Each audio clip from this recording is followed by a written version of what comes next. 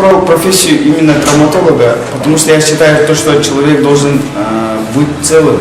Мы все созданы от Бога, и мы являемся механиками от Бога.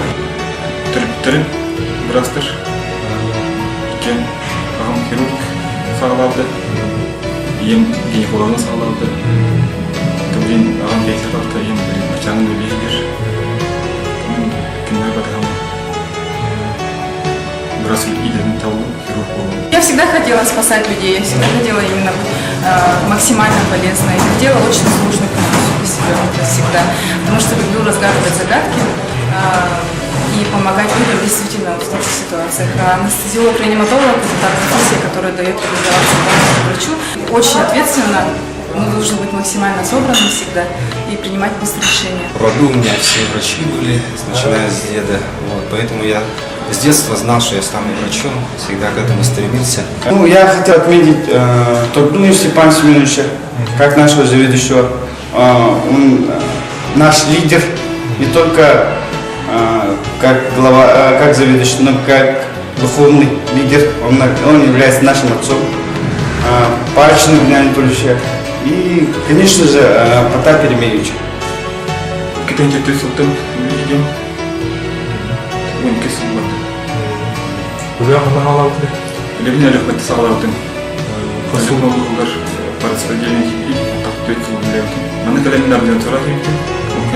После ординатуры ама висел для отделения экономича он гирхота. Будем завещать собой. Я бы хотела поблагодарить практически всех врачей, которые работают у нас здесь давно. Это Якушев Василий Викторович, Чершакова Татьяна Семеновна, Нажнинова Евгеньевна, Макарова Татьяна Семеновна, Золотарева Александра Григорьевна. Практически все врачи остальные, которые у нас работают, они все вкладывают молодых специалистов очень много, они все помогают, поэтому было очень легко, в коллектив мы сразу влились, и все было очень доброжелательно. Я работал санитаром во время студенчества, мне очень понравилась эта специфика с работы. В этом отделении работают замечательные люди.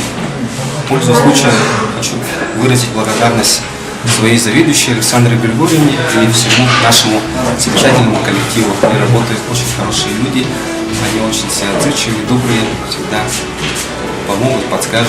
Какие программы поддержки вы оказываете молодым специалистам? Так, администрация нашей больницы целью поддержки молодых специалистов у нас есть целая программа. Меры социальной поддержки у нас это выплата единовременной денежной суммы.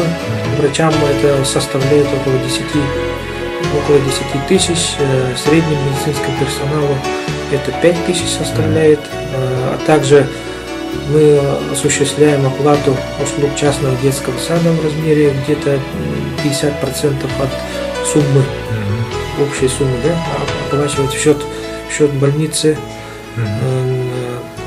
Также больница готова оплачивать общежитие молодым специалистам, которые устраиваются к нам на работу. Кадровая политика у нас также очень хорошо разработана. Кадровая политика у нас ориентирована именно на молодых специалистов, которые сейчас заканчивают или обучаются на старших курсах медицинского института нашего.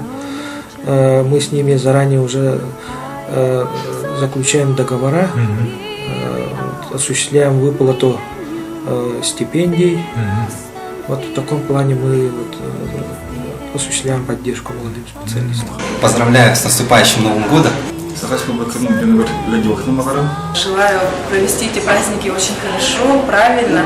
Давайте, держитесь, не ломайте кости, не получайте травм. Чтобы у каждого человека сбылись все мечты.